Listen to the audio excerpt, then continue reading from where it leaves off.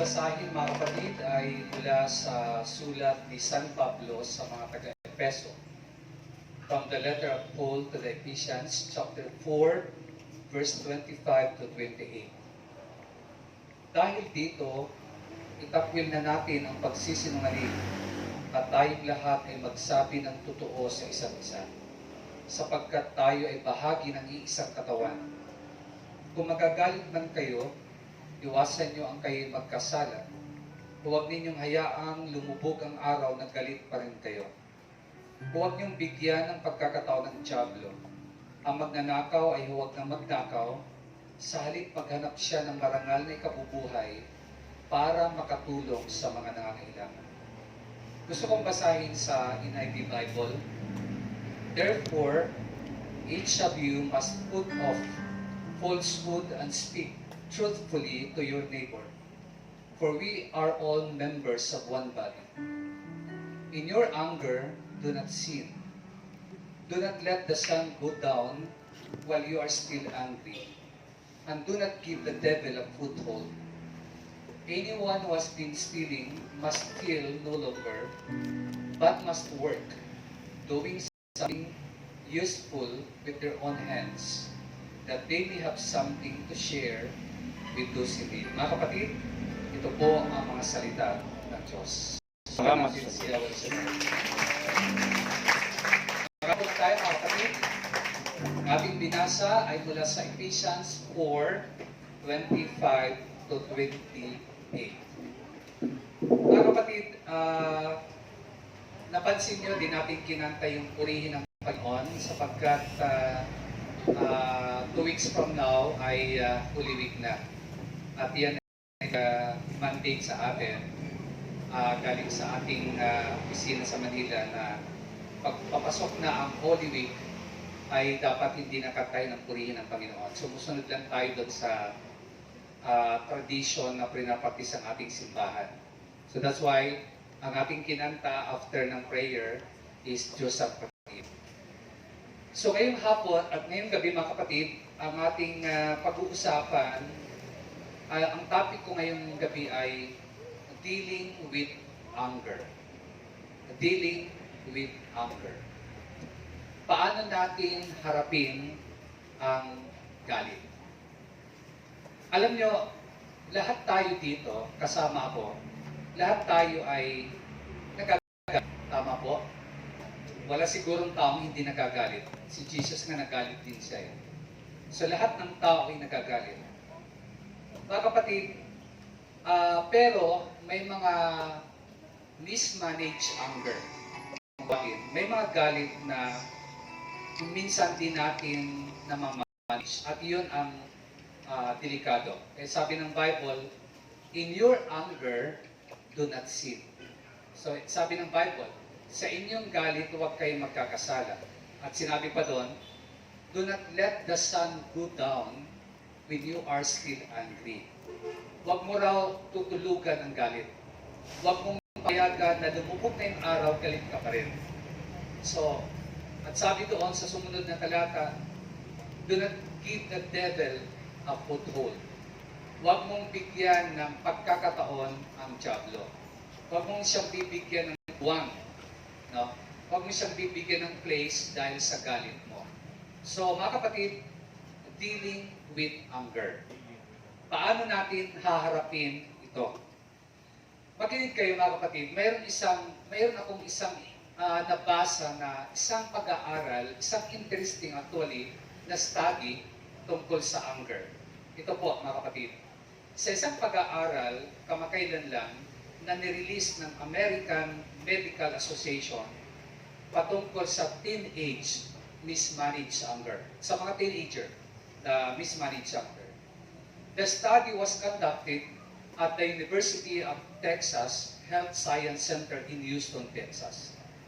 It found, ito yung pag-aaral nila, it found that teenagers who don't manage their anger are at a higher risk for weight gain than those who do.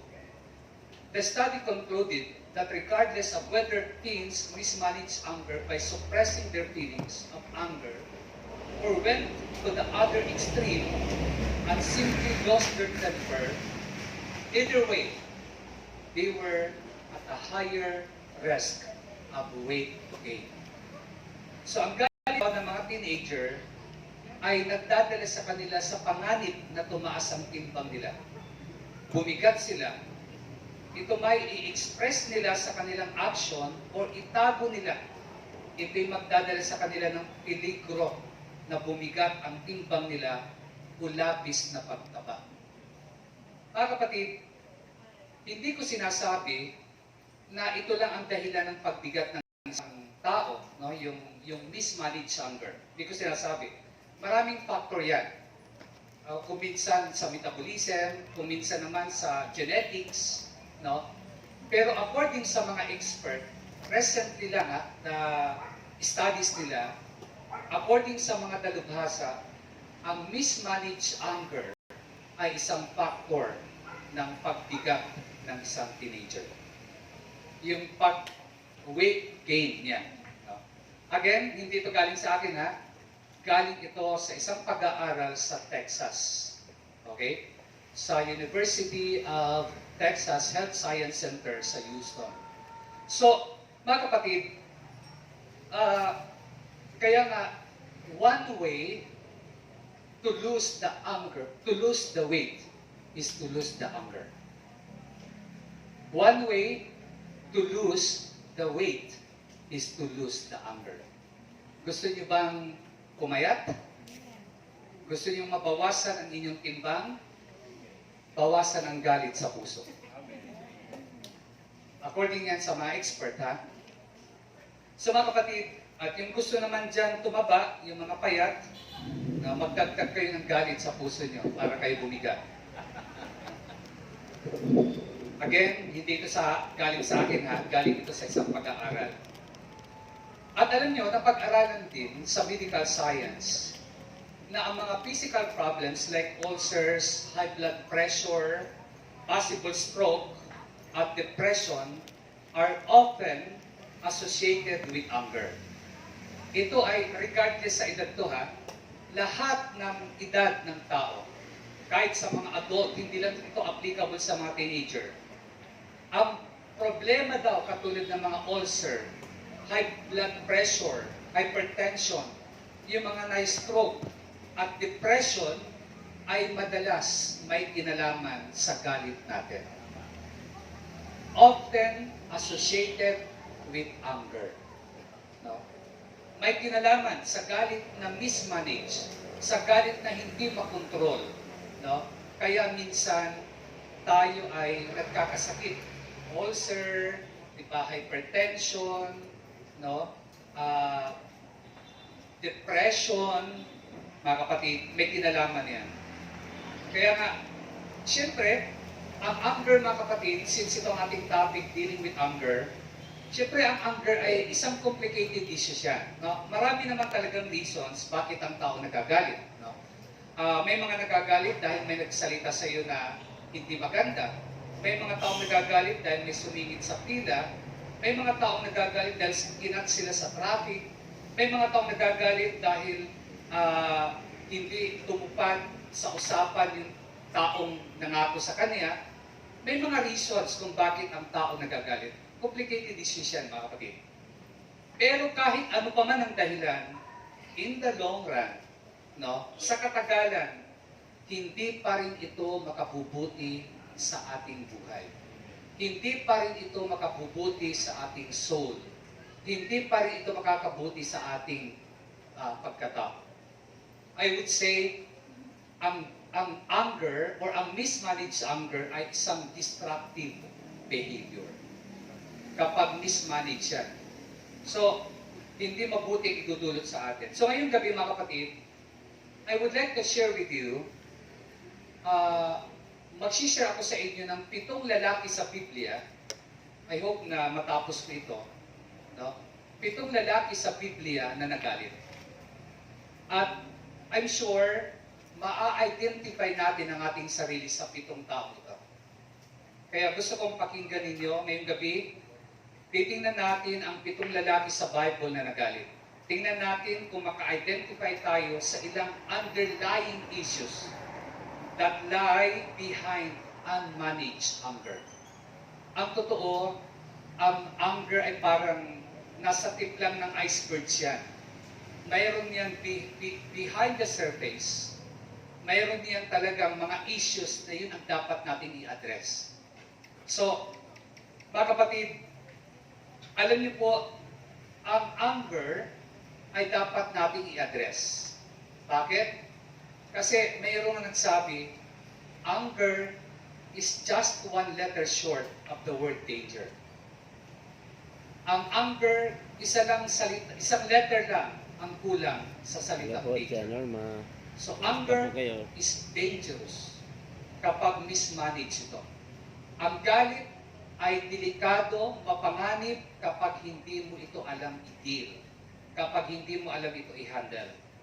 So mga kapatid, that's why kailangan natin i-address ang anger dahil may danger ito sa buhay natin. Again, sabi ko, the word anger is just one letter short of the word danger.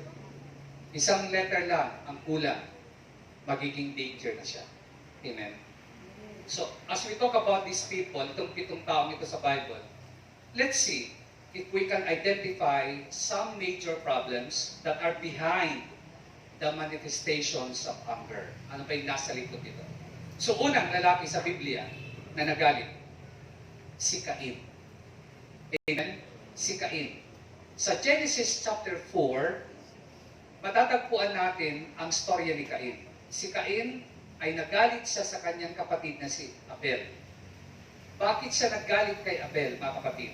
At sabi nga ng Bible, in fact, sabi ng Bible, he became so angry with his brother Abel and he killed his brother.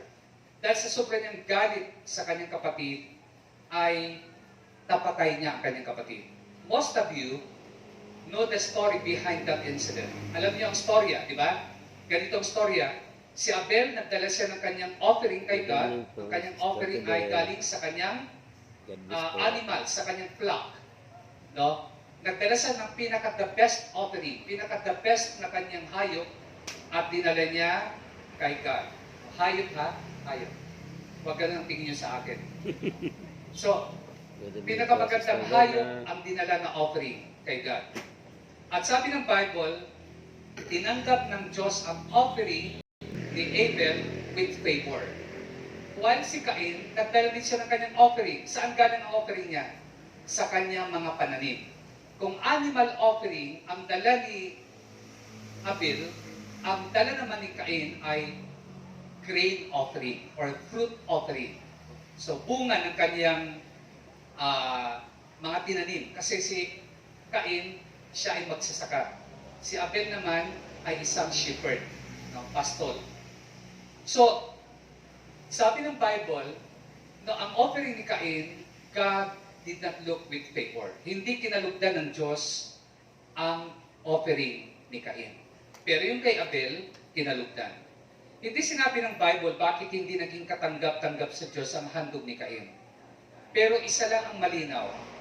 Ang handog ni Cain ay bahagi ng kanyang ani, pinaka-the best, no? Ang handog ni Abel ay bahagi ng kanyang mga flock, pinaka-the best, while yung kay Cain ay kumuha siya sa kanyang mga bunga ng kanyang tinanim. Ang malinaw dito, ang condition ng heart ni Abel ay tama, while ang condition ng heart ni Cain ay hindi tama. No? Kaya ang reaction ni Cain ay nagalit siya, sobrang galit. So sa pag-uusap ni Cain at ng Diyos, during their conversation with God, between God and Cain, nagbigay ang Diyos ng opportunity kay Cain na ma-resolve yung issue ng kanyang anger. Na ma-resolve niya yung issue sa kanyang puso, yung galit niya. Pero, imbis na i-take niya ang personal responsibility, sinisi niya ang kanyang kapatid na si Abel. Kinausap ng Diyos si Cain bago yung pagpatay niya. Sinabi ng Diyos, Cain, i-check mo yung puso mo. Ang galit mo, delikado yan. Pag hindi mo yan nasupil, parang hayop yan. Parang halimaw yan. Lulupigin ka niya. Dangerous yan. May opportunity sa kanya para ma-resolve yung issue ng kanyang heart. Pero imbis na makinig siya sa mensahe ng Diyos, imbis na i-take niya ang responsibility niya, anong ginawa niya? Bliname niya ang kanyang kapatid na si Abel. Mga kapatid, instead of addressing the issues in his own heart, he saw the problem as being something wrong with Abel. Mga kapatid, imbis na ayusin niya ang puso niya, ang nakikita niya yung mali ng iba, ang mali ng kanyang kapatid.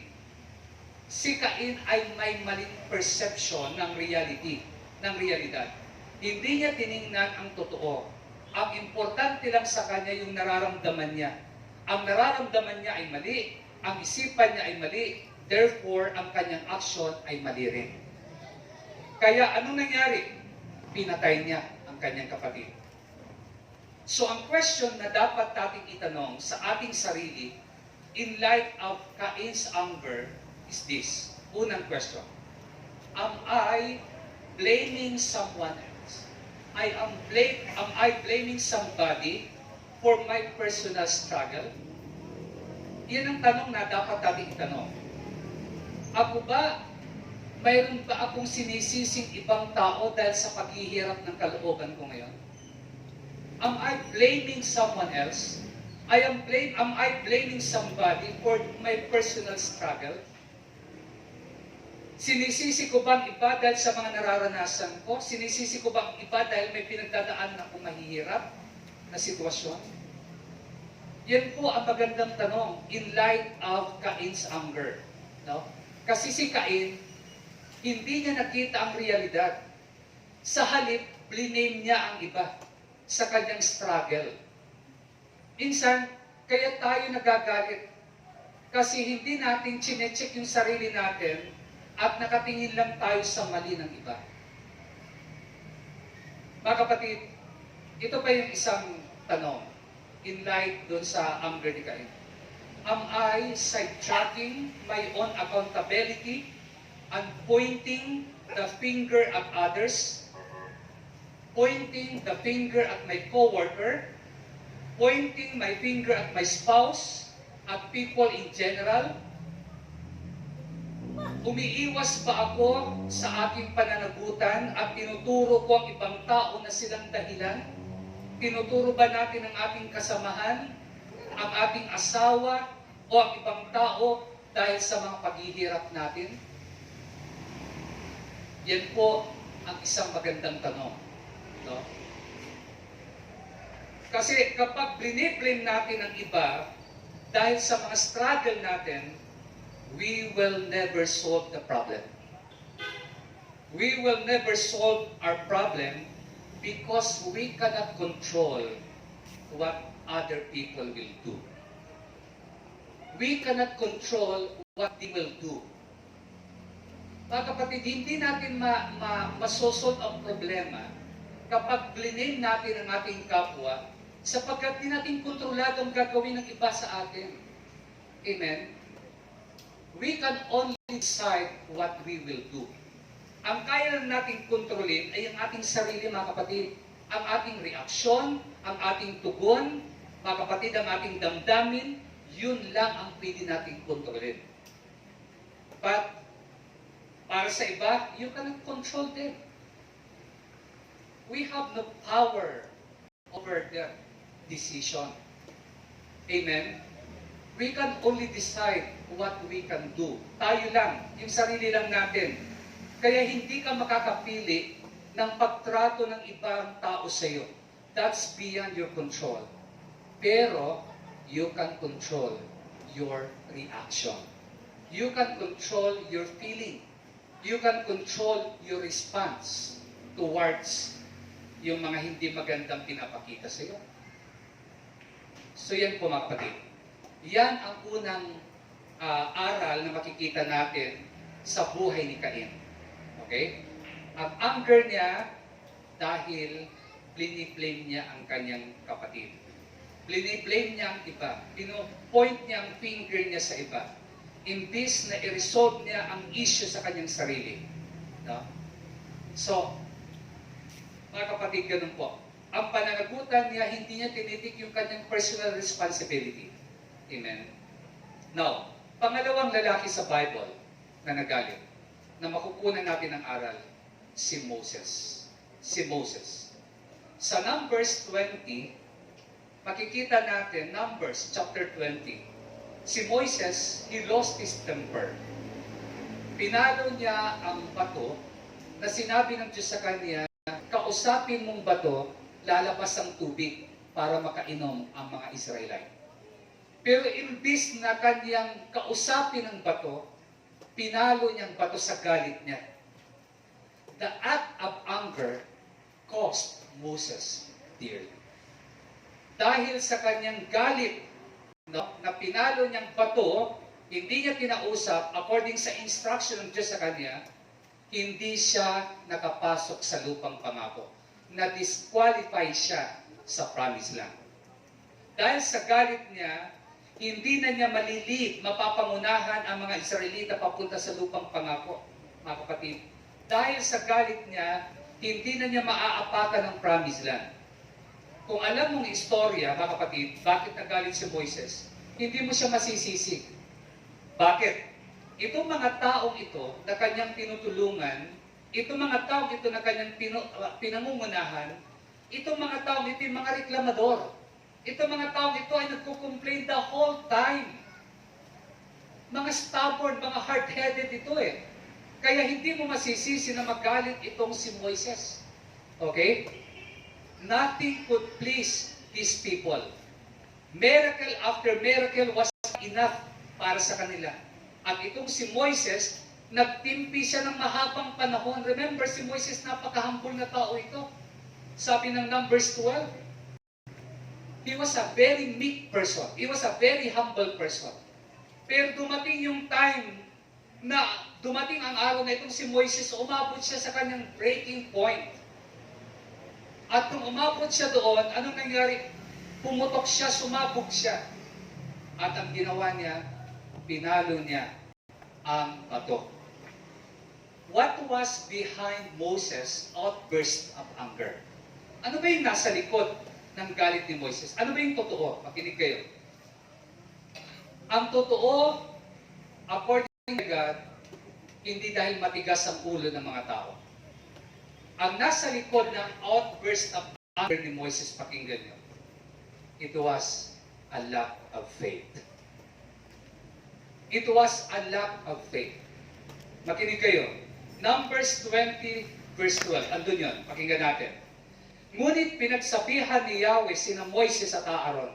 Sabi niya, dahil kulang ang inyong pananalig sa akin na maipakita ko sa mga Israelita na ako'y banal, hindi kayo ang magdadala sa bayan ito sa lupain ibibigay ko sa kanila. Sinabi ito ng Diyos right after nung paluin ni Moises ang bato dahil sa galit niya. Ang sabi ng Diyos kay Moises, dahil kulang ang iyong pananalig sa akin na parangalan ng pangalan ko, hindi ka makapapasok sa lupang pangako. God said it was a lack of faith. Rather than fully trusting God to handle the situation, Moses took the matters into his own hands. Imbis na ipagkatiwala niya sa Diyos ang sitwasyon na yon, nilagay niya sa kanyang mga kamay, mga kapatid. Iilan sa atin ang ganon. Kapag may mga problema tayo, inilalagay natin sa ating kamay. Nagagalit tayo, kaya nga sabi, galit ka, huwag ka magdidesisyon. Kasi sigurado pagsisihan mong desisyon mo, sigurado mali ka. Kaya nga sabi ni Franklin Roosevelt, di ko makalimutan sinabi niya, when you are angry, before you speak, please count 1 to 100. Pag galit ka, bago ka magsalita, magbilang ka muna isa hanggang 100. Para makapus ka. So mga kapatid, anong ginawa ni Moises? Imbis na magtiwala siya sa Diyos, sa sitwasyon na yon, anong ginawa niya? Nilagay niya sa kanyang kamay. No? When we try to fix situations ourselves, rather than trust God to fix them, we are prone to become angry. Kapag sinubok natin, pag pinilit natin na isolve natin o dalhin sa ating kamay ang problema, Matutuklasan mo na sarili mo, galit ka na. Kasi hindi lahat ng problema masusolve mo. Amen? Kaya mangyayari sa'yo, maiirita ka, magagalit ka. So don't try to fix problems by yourself. Ibigay mo sa Diyos ang problema mo. Huwag mong ilagay sa kamay mo. Kasi pag nilagay mo ang problema mo sa pera sa kamay mo, pag nilagay mo ang problema mo sa pamilya sa kamay mo, pag nilagay mo ang problema mo sa relasyon sa kamay mo, pag nilagay mo ang problema sa trabaho mo sa kamay mo, magagalit ka lang. Mag-i-explode ka. Aabot ka sa breaking point mo. Nakikinig kayo? Amen. Pag sinubok mo na ayusin ang sitwasyon sa sarili mo at di mo pinagkatiwala sa Diyos, mapupuno ka, magagalit ka. Bakit? In reality kasi, we are not capable of fixing much of anything. Hindi tayo capable na i-fix, mga kapatid, ang anumang bagay. Amen? Wala bang nagkukontrol dyan sa mixer? Or palitan na lang natin to.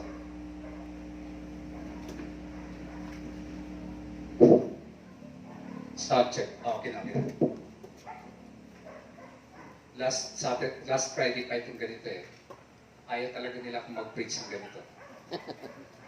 In reality, hindi tayo capable na mag-fix ng anumang bagay, mga kapatid.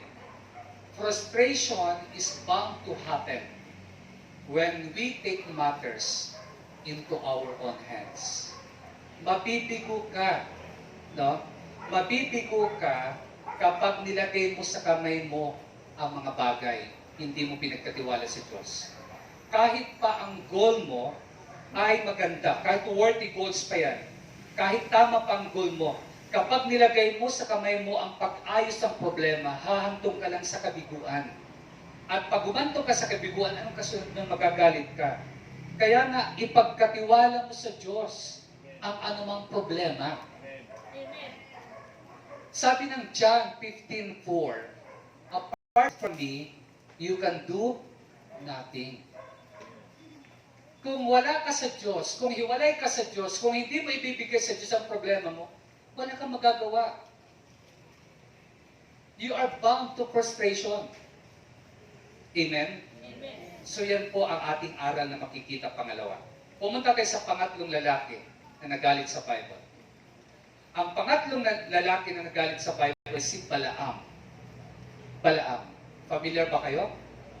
Si Balaam, isa siyang sorcerer. Actually, sabi ng mga Bible scholars, hindi siya prophet. So, sa Numbers chapter 22, si Balaam nagalit sa kanyang asno, yung kanyang donkey na sinasakyan. Dahil yung donkey niya, hindi sumusunod sa gusto niya. Pag sinabi niya ng donkey, sa donkey niya na, punta sa kanan, ayaw pumunta, tumitigil yung donkey, pinalo niya ng pinalo ang donkey niya. Nagsalita ng donkey, bakit mo ba ako pinapalo? Alam niyo, ang hayop hindi nagsasalita. Pero ito yung first time sa Biblia na may hayop na nagsalita. Amen? May hayop na nagsalita. At sasabihin niyo, bakit ang ahas doon sa Garden of Eden nagsalita din? Ang ahas doon, nagsisimbolize lang yun kay Satanas. Si Satanas talaga yun. Pero dito yung asno, hayop talaga to ha. Huwag kayo titingin sa inyong katabi. Hayop talaga ito. No? Nagsalita itong hayop na ito. Itong animal pala nito. Mas magandang gamitin, animal na ito. Parang di maganda pakinggan eh. Nagsalita ang animal na ito, mga kapatid. Bakit mo ako pinapalo? Ang tagal ko na naglilingkod sa iyo. No? Makinig kayo ha.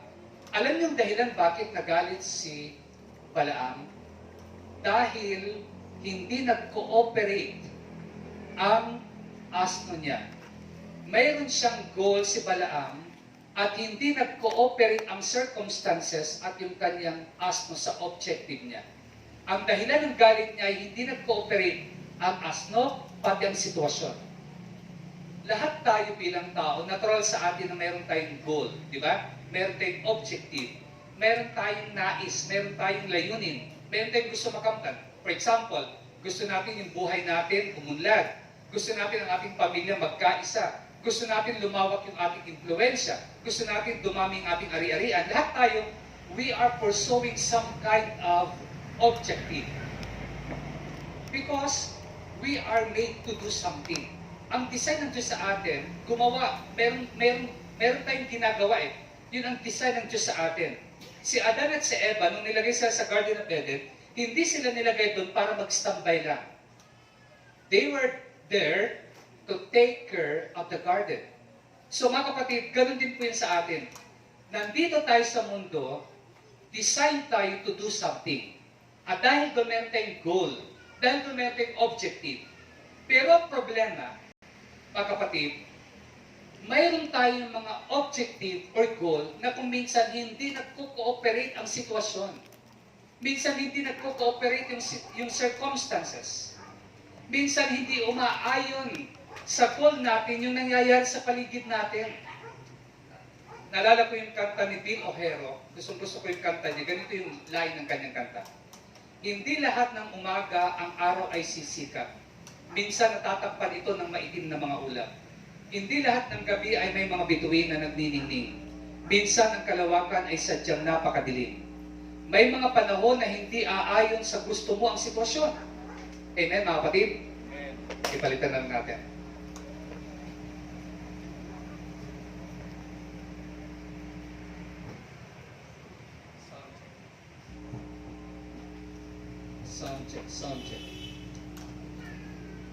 Sound check. Sound. Okay. Mga kapatid, ito po yung aral, no? Dumiretso na tayo.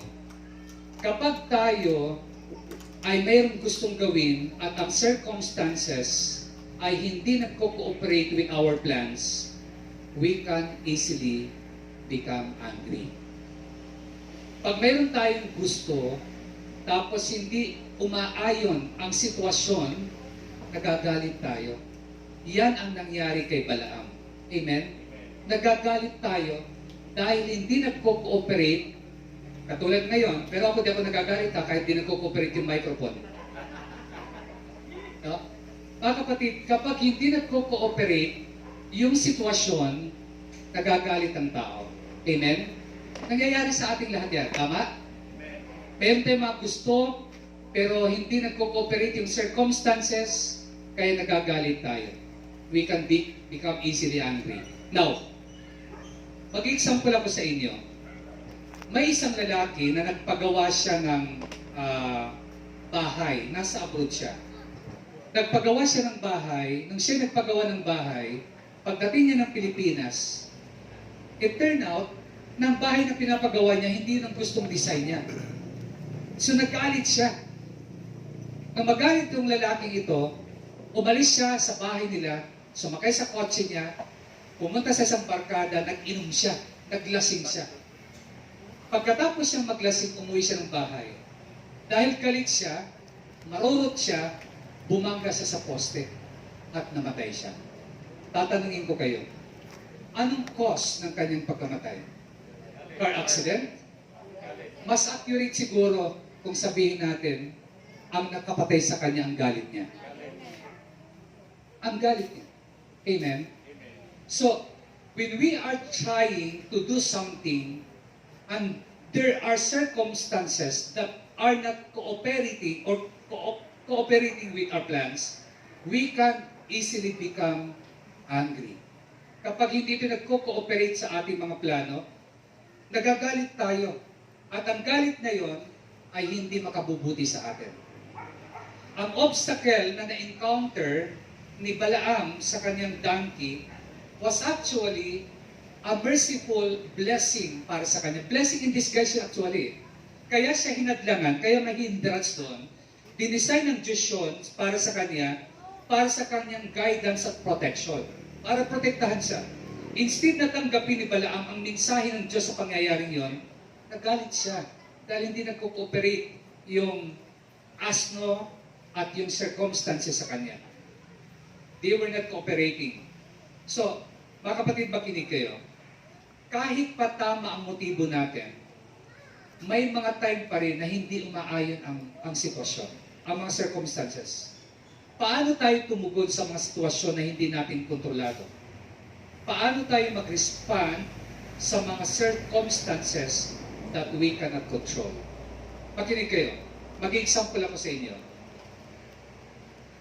Sa amin, sa Maynila, dyan, ako'y nakatira sa Las Piñas, sa Pulang Lupa. Pag mayroon akong bibilihin na kailangan sa bahay, ang takbuhan ko ay Pure Gold.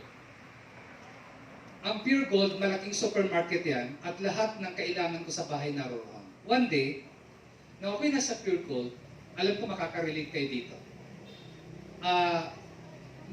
Mayroon akong 3 items lang na bibilhin na kailangan sa bahay. So, nung nandun na ako, yun ang plano ko, bibili ako ng 3 items. Ang problema, mayroon mga 300 kataon na parehang iniisip sa akin na mayroon din silang bibilin sa Pure Gold. Kaya, nung ako'y magbabayad na, nakita ko lahat ng line ng cashier, mahahaba. So, nagtingin-tingin ako, nakakita ako ng mas maiksi. Doon ako pumila. Nang pumila na ako doon, wala pang mga siguro mga 5 minutes, ay tumigil ang cash register. Naghang siya. Kaya tumingin ako sa ibang mga line, nagtitingin ako kung saan yung nag-move. Lumipat ako. Paglipat ko, wala pa ding 5 minuto, nagproblema yung cashier at tinawag yung supervisor dahil nagloko din yung kanyang cash register. So, ako, wala akong choice kundi maghanap ulit ng iba. So, sa labas ko, meron akong forced smile, pilit akong umingiti, pero sa loob ko, para akong umaakyat ng pader. Bumibilis yung beat ng heart ko. Mga kapatid, hindi maganda yung pakiramdam ko. Amen? Bakit? Kasi hindi ko kontrolado yung gusto ko. Makinig kayo. Nakaka-relate ba kayo? Minsan nangyayari ba sa inyo yan? Pag nasa Alturas kayo, o kaya nasa Bigyo kayo, no? Kaya nasa Shoppers kayo, mahabang pila. Maghahanap kayo ng tapos mapapound out nyo lang na ang pinilahan nyo ay mas lalong mabagal. Di ba minsan sinasabi ko yan sa mga kabataan, naglalaya sa bahay dahil mahigpit ang tatay, nagtanan, di niya alam, mas mahigpit yung tinanan niya. Amen. Mga kapatid, now, ano yung nasa likod ng nararamdaman ko nung time na yun? Makinig kayo ha. Ang nasa likod ng nararamdaman ko dahil hindi nagpo-cooperate yung circumstances sa gusto ko. Hindi ko nakikita ang katotohanan na ang totoong problema, hindi yung inefficient na cash register, hindi yung cashier na mabagal, hindi yung line na kulang ang bagger, hindi yung problema. Ang totoong problema doon, mali yung assumption ko na makukontrol ko ang lahat ng bagay. May mga bagay na hindi natin kayang kontrolin, yan ang katotohanan. Ang mali nating assumption, yun ang dahilan kung bakit tayo nagagalit. Naiintindihan ninyo? Amen. Nung pagpila ko doon, ang totoo doon, hindi naman talaga problema doon yung cash register lang eh. Hindi dahil walang bagger, hindi dahil mabagal yung cashier. Ang problema doon, mali yung assumption ko na makukontrol ko ang lahat ng bagay.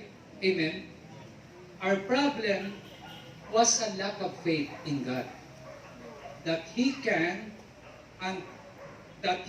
control or will control according to our best interest.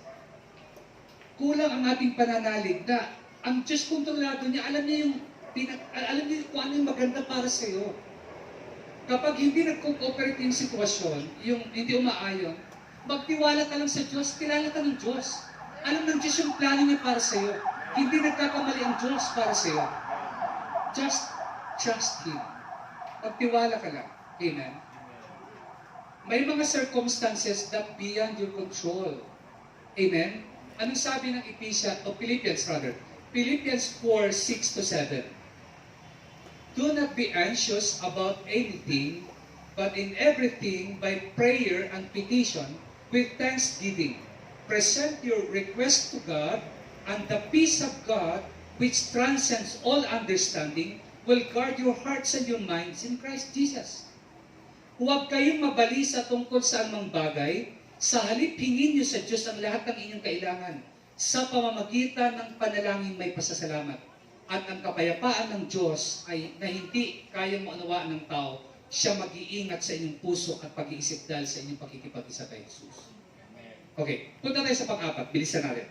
Ang pang-apat na lalaki na nagalit sa Bible ay si Haring Ahab, si King Ahab.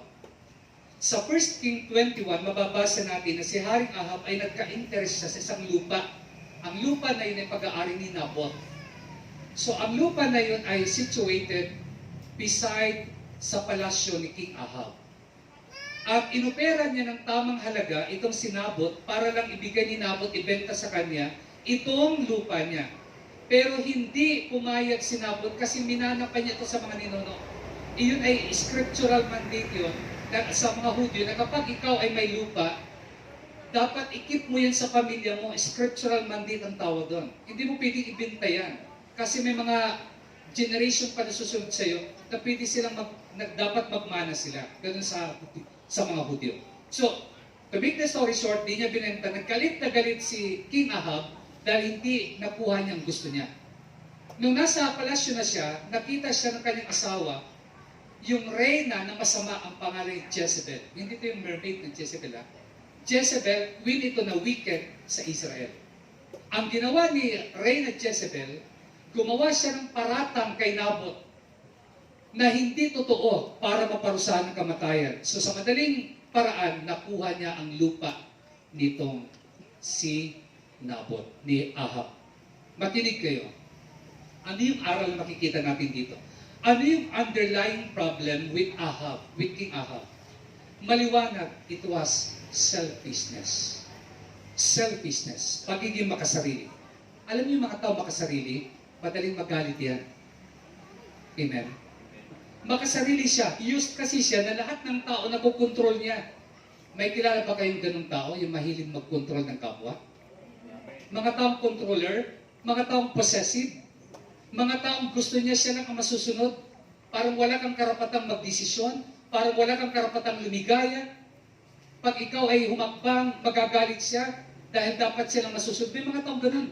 Mga controller, mga possessive na tao. Mga relasyon, may mga ganun. Mga relasyon na may mga possessive.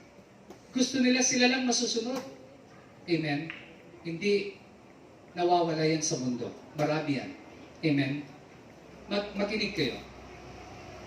Alam niyo itong natuklasan ito. Ang mga taong pinaka-miserable ang buhay, yung mga taong mahilig mag-control ng kapwa. Ang mga miserable ang buhay, yung mga controller na tao. Yung mga taong gusto nila i-control ang kanilang kapwa. Tulad ni Balaam, si Ahab, mali ang motibo niya. At kahit sabihin na natin na legit ang reason natin, still, we can leave the end result in God's hand. Wala sa atin ang final say. Nasa Diyos palagi ang final say. Kahit pa legit ang reason mo, mga kapatid, still, you can live in God's hand ang end result. Wala sa atin. Amen? Halimbawa, sa work, you deserve the promotion. You have worked longer and harder compare sa mga kasamaan mo. Ang production performance mo magsasalita, pero hindi mo nakuha yung promotion. Instead, napunta sa iba na less qualified kisa sa iyo. Ano mapipil mo? Ano masasabi mo? Diba? Masakit. Magagalit ka. Pero mga kapatid, wala sa atin ang pagpapasya. Kahit pa-legit ang reason natin, may mga time na di natin makokontrol ang lahat. Amen. At yan ang lesson. So what is my solution? Faith in God. Now, dahil kung may pananampalataya ka, sabi ng Bible, the steps of the good man are ordered by the Lord. Ang sabi ng Bible, the steps of a good man are ordered by the Lord. Kapag mabuti kang tao sa harapan ng Diyos, lahat ng mga steps mo, lahat ng hakbang mo, ay sasamahan ng Diyos, mga kapatid. So kung ikaw ay may pananampalatay sa Diyos, you don't have to worry. No? Just Trust in God. Amen? Magtiwala ka lang sa Kanya. Siya ang may control ng lahat. Proverbs 37:5-9. Commit your way to the Lord. Trust in Him, and He will do this. He will make your righteousness shine like the dawn, the justice of your cause like the noonday sun. Be still before the Lord and wait patiently for Him. Do not fret when men succeed in their ways, when they carry out their wicked schemes. Refrain from anger and turn from wrath. Do not fret, it leads only to evil. For evil men will be cut off, but those who hope in the Lord will inherit the land. Ang mga taong mapagpakumbaba, mamanahin nila ang lupain. Amen? Now, punta tayo sa panglima. Sorry parang I'm running out of time. Pero bilisan ko lang. No? Ang panglima na lalaki sa Bible na nagalit ay si Haman. Si Haman. Sa Book of Esther, makikita natin isang lalaki na mataas ang kalooban, naabot niya yung mataas sa posisyon, kasunod sa hari. Lahat na nakakakita sa kanya nagbabow down, yumuyukot. Pero isang araw, may isang nobleman sa Persian Kingdom na hindi nagbow down sa kanya. Ang pangalan ng lalaki yun ay si Mordecai. At dahil doon, galit na galit itong si Haman. Bakit hindi nagbabow down si Mordecai sa kanya? Hindi nagbabow down si Mordecai kasi alam niya kung sino si Haman. Itong si Haman, kahaman to. Kaya Haman, kahaman. So mga kapatid, ang ginawa nitong si Haman, dahil hindi nagbabow down sa kanya si Mordecai, sabi niya, ipapapatay ko to si Mordecai. At hindi lang siya, annihilation of all the Jews in the kingdom. Pupuksain lahat ng Hudyo. Para maging masaya ako, lahat na ng mga Hudyo idadamay ko. Papatayin silang lahat. At alam yung storya, napaliktad. Nagkaroon ng reversal. Imbis ang mga Hudyo ang namatay, siya ang binitay. Yan ang nangyayari sa mga taong kahaman, katulad ni Haman. Amen? Bakit siya nagagalit? Kasi, alam niyo, ang underlying issue sa kanyang anger, dalawang bagay. Insecurity at fear. Insecurity at fear. Madalas, kaya tayo nagagalit, ang likod ng galit natin ay insecurities and fear. Siya ay insecure. Nakabase ang kanyang sarili, ang kanyang worth sa trato ng iba. Amen? Ang mga taong insecure, sensitive ka palagi sa nakikita mo sa ibang tao. Ang mga taong insecure, binabase mo yung worth mo sa tingin ng iba. Naaapektuhan ka sa ibang tao. Pero ang taong hindi insecure, wala kang pakialam kung anong sabihin ng tao dahil kilala mong sarili mo. Anak ka ng Diyos, mahal ka ng Diyos, ang Diyos ay nasa iyo. Bakit kailangan mo magpa-apekto sa sasabihin ng iba? Ito pong si Haman, ang dahilan ng galit niya ay insecurity. At fear, takot niya. Dahil walang respeto sa kanya, itong si Mordecai, natatakot siya bakang ibang tao, di na rin respeto sa kanya. Tandaan natin, ang respect, hindi yan hinihingi, ini-earn yan. Hindi mo kailangan manlimos ng respeto. Ang respeto kusang binibigay yan sa iyo. Are you listening? So, insecurity, itong dahilan, itong maliwanag na nasa likod ng anger ni Haman. At isa pang malinaw na dahilan kung bakit galit na galit siya, pride. Pride. Anong sabi ng Proverbs 13:10? Pride only breeds quarrels. Kapag mataas ang kalooban ng isang tao, magdudulot ito ng kaguluhan sa kanya. Sino ba madalas mapaaway? Di ba yung mga ma-pride na tao? Sino bang madalas na susuong sa gulo? Yung mga mataas ang kalooban. Pag humble ka, alam mo, hindi ko sinasabing hindi ka magkakaproblema, pero hindi palagi. Amen? Pride only breeds quarrels, sabi ng Proverbs 13:10. Proverbs 16, verse 18, pride goes before destruction. Ang pride daw, ang kasunod nun, destruction. Kapag mataas ang kalooban mo, ang kasunod na niyan ay kapahamakan mo. Yun ang sabi ng Bible. Kaya yung mga pride na yan, yung mga garbo na yan, isang tabi muna natin. Amen? Ang Panginoon, tingnan nyo, nung siya ay hinarap kay Pilato, dinuraan, inalipusta, nilagyan ng koronang tinik, nagdepensa ba si Jesus? Hindi, kasi kilala niya sarili niya. Amen? Hindi siya insecure. Amen? So yan pong dahilan. Na number 6. Ang number 6 na nagalit sa Bible ay si Esau. Esau. Tandaan nyo na lang, madali matandaan yan kapag kayo bumibili ng barbecue, may mga Esau doon. So si Esau, siya yung taong may long-standing problem with anger. Kakambal siya ni Jacob. Anong dahilan ng galit niya?